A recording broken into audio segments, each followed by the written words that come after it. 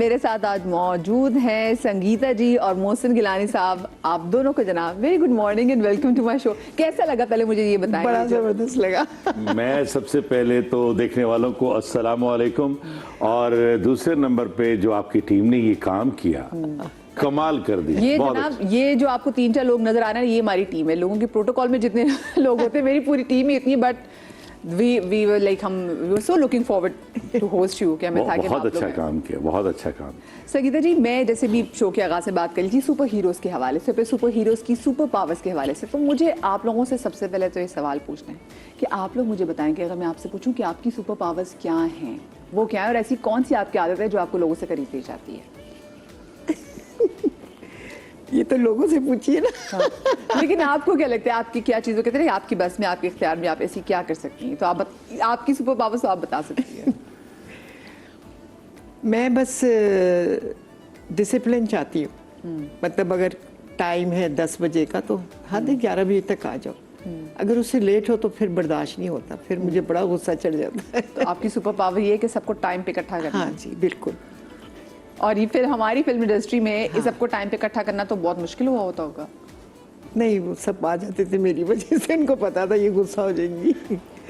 इससे मैं आगे जाके बात करूंगी कि खातून ने कैसे वो डायरेक्शन की और ये सब कैसे मान लेते थे कि वो रैम्बो भाई अक्सर हमारे शो में आके नकल भी था 2-3 दफा तार के गए हुए। अच्छा जी, अगर मैं आपसे पूछूं सुपर पावर्स का आपकी क्या है?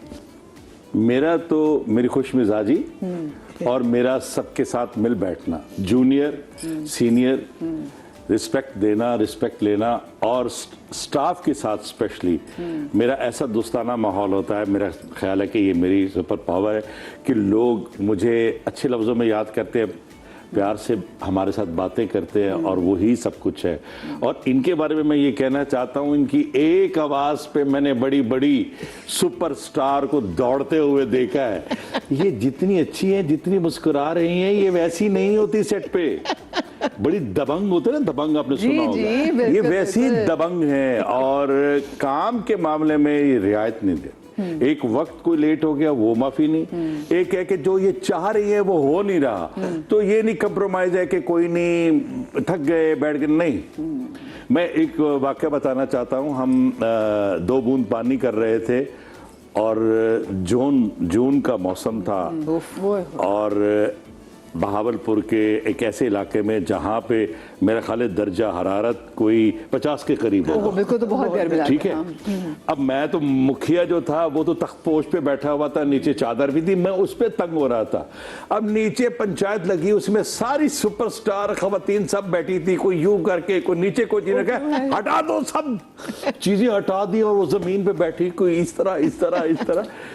लेकिन इन्होंने कहा मुझे शॉट चाहिए, आप जमीन पे बैठे हुए हैं, ये नहीं कि नीचे कुछ रख के आप बैठे हुए हैं, मुझे प्रॉपर शॉट चाहिए। और इन्होंने, क्योंकि वो ट्रैक बनाया हुआ था, एंगल बनाया हुआ था, क्योंकि डायरेक्टर ने अपना शॉट सोचा हुआ, ये कहते हैं जो मैंने सोचा है ना वो शॉट मिल जाए, तो ये इनका कमाल है। ऑफ कोर्स वो फिल्म जो हम बाद में देख रहे होते हैं, डायरेक्टर तो पहले से देख चुका होता है स्टोरी पढ़ते साथ ही, तो इतनी वो कितनी डाडी वैसे होना, मुझे लगता है हमारी फिल्म इंडस्ट्री में लोगों को ना, और वैसे भी कहीं पे भी आपको डिसिप्लिन करने के लिए थोड़ा डाडा होना पड़ता है। मैं अगर आप दोनों को जरा पीछे ले जाऊं तो मुझे बताएं संगीता जी, आगाज कैसे हुआ? और जो छोटी सी संगीता बच्ची थी, क्या उसको पता था कि उसने एक दिन ये इतना बड़ा कारनामा अंजाम दे देना है कि राइटिंग भी करनी है, एक्टिंग भी करनी है, डायरेक्शन भी करनी है, वो भी इतनी यंग एज में? जब मैं इंडस्ट्री में आई 13 साल की थी, कंगन फिल्म में, बिल्कुल बच्ची थी, और मुझे नहीं पता था एक्टिंग क्या होती। जैसे वो रहमान साहब मुझे कहते थे, मैं वैसे ही सेम उनको ही कॉपी करती थी। और साड़ी भी पहना दी उन्होंने फर्स्ट टाइम, समझ ही ना आए साड़ी। खैर वो फिल्म तो कंप्लीट हो गई, फिर रिलीज़ हो गई, फ्लॉप हो गई। फिर लाहौर से बुलावा आया, फिर मैं वहाँ गई। वहाँ पर मैंने 1 साल में 7-8 फिल्में की। उसमें एक फिल्म थी ये अमन, उसमें हिंदू लड़की का रोल था, और वो इतने अवार्ड मिले मुझे उसमें। और उसमें एक गाना बड़ा ज़बरदस्त था, जुल्म रहे अमन भी हो क्या मुमकिन, बड़ा ज़बरदस्त गाना। संगीता जी, पहला ऑडिशन आपको याद है? और मतलब कैसे वो उस ऑडिशन में भी आना कैसे हुआ, ये बताएं। 13 साल में तो आपने एंट्री मार दी। कुछ भी नहीं था, मैं तो घर पे स्कूल से आई थी, तो हमारे घर रहमान साहब आए थे खाने पे, तो उन्होंने मुझे देखा और उन्होंने कहा बस ये मेरी फिल्म की हीरोइन है। इस तरह अचानक ही हुआ। तो तो आपके घर में किसी ने कहा नहीं अभी तो बच्ची बहुत छोटी है, तो स्कूल पर में जाती है? लेकिन वहाँ पर लोग छोटी उम्र की लड़कियों को ही लेते थे हीरोइन में। मतलब अब तो 18-20 साल की उम्र में आती हैं लड़कियाँ, लेकिन वो तो 13 साल की उम्र में थी। फिर हम लोग ढाका गए, फिर सलट गए, तो बड़ा अच्छा लगा। अच्छा, छोटी उम्र में अगर ज़्यादा एक्सपोजर मिल जाए तो वो कैसा होता है, मुझे बताएं। अच्छा होता है बहुत। आप ये देखो कि 18 साल की उम्र में मैंने डायरेक्शन की, पहली फिल्म मैंने डायरेक्ट की तब 18 साल थी, सोसाइटी गर्ल, और वो इतनी सुपर हिट हुई कि बयान से बाहर है। बिल्कुल यार, वो हमारा पोस्टर लगा हुआ जी, हमारी पोस्टर वॉल पे उसके सोसाइटी गर्ल का। बड़ी अच्छी फिल्म थी वो। मोहसिन जी, आपको याद है आपका पहला ऑडिशन? मेरा पहला ऑडिशन, देखिए मैं दो बड़ी हस्तियों का जिक्र करूंगा। एक तो रेडियो पाकिस्तान पे मैं स्कूल की तरफ से गया था तकरीरी मुकाबले में, तो उन्हें मेरी आवाज़ अच्छी लगी। उन्होंने मुझे कहा कि आपकी आवाज़ अच्छी है, क्या आप बच्चों के प्रोग्राम में शरीक होंगे? आप एनओसी लेकर आइए घर वालों से। अब मुझे एनओसी का तो पता ही नहीं था। मैंने रिश्तेदारों से बातचीत की, मेरे रिश्ते के मामू लगते थे, उनसे मैंने कहा कि मैंने करना है। उन्होंने मेरी आवाज़ की तारीफ की, तो वो मुझे चैन नहीं लेने दे, तारीफ हो गई। तो उनसे एक दरखास्त लिखवाई वालिद साहब के, अल्लाह उनके दर्जात बुलंद करे, खुद दस्तखत किए और पेश कर दी कि जी कोई रुकावट नहीं, आप इनको काम करने दें। मैं रेडियो आर्टिस्ट हो गया। 48 बरस हो गए, मैं आज तक माइक के साथ जुड़ा हुआ हूँ। मेरी दोस्ती है, मेरा इश्क मेरा माइक है। कहते हैं रेडियो के एडिक्शन है, जो कभी जो जिसने रेडियो पे काम किया हुआ है उसको वो जो लुत्फ रेडियो पे काम करने का मिलता है वो कहीं और नहीं मिलता। Is it true? बिल्कुल 100%।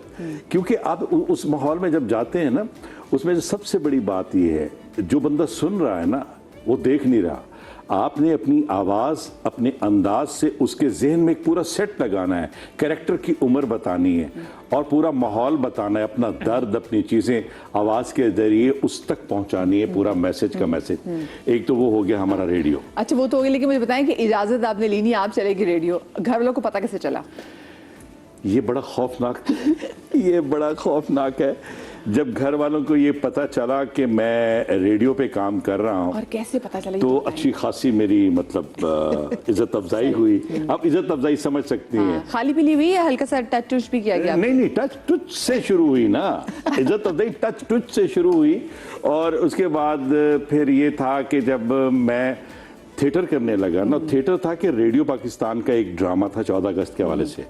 उन्होंने कहा कि आपकी आवाज़ भी है, आपका ये भी है, हमने 14 अगस्त के हवाले से आपको दिखाना है एक जज्बाती सा नौजवान और ये इस तरह। मैंने कर दिया, उसके पोस्टर बने, तो वो पोस्टर लग गए। हमारी बाउंड्री है दरबार शरीफ की, हजरत मूसा पाक शहीद, वो दरबार शरीफ में 500-600 घर हैं, 4 दीवारी, तो वहां बाहर लगा दी उन्होंने पोस्टर के, यहाँ पब्लिक आती जाती वो देखेगी। तो किसी ने सरायकी में फजर की नमाज के बाद वाले सब बाहर निकले, वो सही तुम्हारे बाल देता बैर इश्तिहार छपे पेन बेटे को। हाँ, मतलब है कि आपके बेटे के इश्तिहार छप गए हैं, फोटो लगी हुई है, वो देखे उन्होंने बस। तब फिर जरा और दुर्गत बनी और उसके बाद फिर मैं नानी के पास चला गया। 10 साल आप गए थे, आपको निकाला गया था बाइज्जत तरीके तो मैं नानी के यहाँ चला गया और नानी के पास मैं रहा। नानी ने मुझे बहुत सपोर्ट किया, अल्लाह उनके दर्जात बुलंद करे। क्योंकि ये मैं कहता हूँ आज के दौर में खुश नसीब हैं वो लोग जिनको नानियाँ और दादियों का प्यार मिलता है, कि नानी की कहानियों ने मुझे एक ऐसी ताकत दी कि मैं कहानियाँ बनाने लगा, मैं कहानियाँ सोचने लगा। ये तो रेडियो हो गया। कासिम जलाली साहब जिन्हें लोग दादा कहते हैं, अच्छा, हमारे पाकिस्तान टेलीविज़न का इससे बड़ा नाम कोई नहीं है, वो है कासिम जलाली साहब। तो मैं जब यहाँ पे मेरी जवानी के जो बड़ी उभरती हुई जवानी के दिन थे, वो मेरे कराची पे गुजरे आदमजी हॉल में। उनमें जावेद शेख साहब, उनमें उमर शरीफ साहब, उनमें लियाकत सोल्जर, उनमें शहजाद रज़ा, उनमें ये सारे हमारे जो आर्टिस्ट थे, इस्माइल तारा साहब वो भी, और ज़ेबा शहनाज साहबा, मैंने इन लोगों के साथ काम किया। और फिर मैंने जो सबसे बड़ा काम किया, मैं आज वो बता रहा हूँ कि इसी आदमजी हॉल में मेरा ड्रामा देख रहे थे, तो दिवाली आने वाली थी, तो उन्होंने हमारे फुरकान हैदर साहब जो अदाकार इब्राहिम नफीस साहब के छोटे भाई भी थे, अल्लाह उनके दर्जात बुलंद करे। उमर शरीफ साहब के उन जितने भी ये लोग हैं ना, वो प्रमोटर थे, उन्होंने बाहर के मुल्क में पाकिस्तानी ड्रामे को मुतारिफ करवाया। तो उन्होंने उनके पास आए, उन्होंने कहा कि क्या ये सैयद साहब हमारे राम का कैरेक्टर कर सकते हैं? उन्होंने कहा आप उनसे पूछ लें, मुझे लगता नहीं कि वो करें, लेकिन आप कह लें। तो वो मुझे उन्होंने कहा कि जी हमने राम का किरदार करना है, हम आपस में जो हमारी हिंदू बिरादरी है उसमें हमारे आर्टिस्ट हैं, हम वो ड्रामा करते हैं। तो हमने ड्रामा देखा तो हम कहा अगर ये राम करेंगे तो ज़्यादा अच्छा होगा। 1984 और सोच लीजिए कि मेरी जवानी का भरपूर एक टाइम था।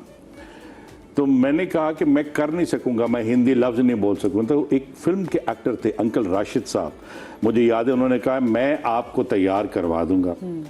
और जब मैं राम बन के स्टेज पे आया तो उमर शरीफ साहब, मोहम्मद अली शेखी साहब, ये सारे, उस वक्त हाशु हाल की ओपनिंग थी, तो भरपूर था। और उनके जितने भी मतलब हाई क्लास के लोग थे, वज़ीर थे, हर मज़हब के लोग आए हुए थे उस तकरीब में। दिवाली का मौका था, हमारे पाकिस्तानी लोग भी थे।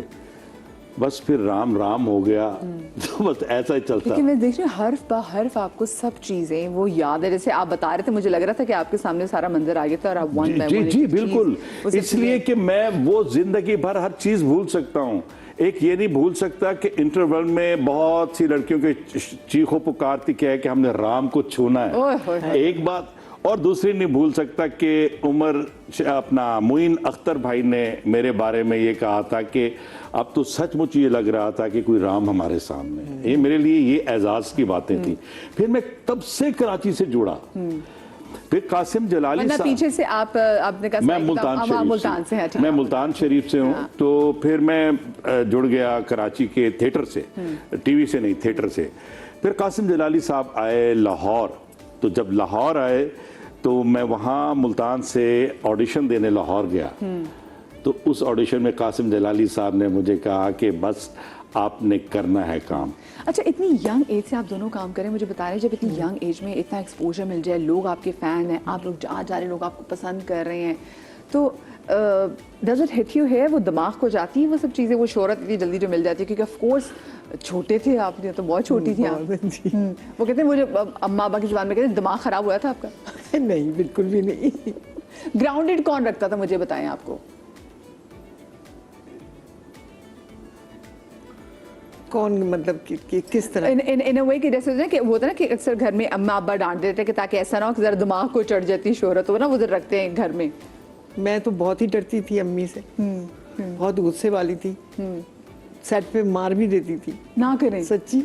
वो तो हीरोइन पिट रही। उस वक्त की माएँ जो थी ना, सचमुच की माएँ थी। वो ये थोड़ी है कि ये हीरोइन है। नहीं नहीं।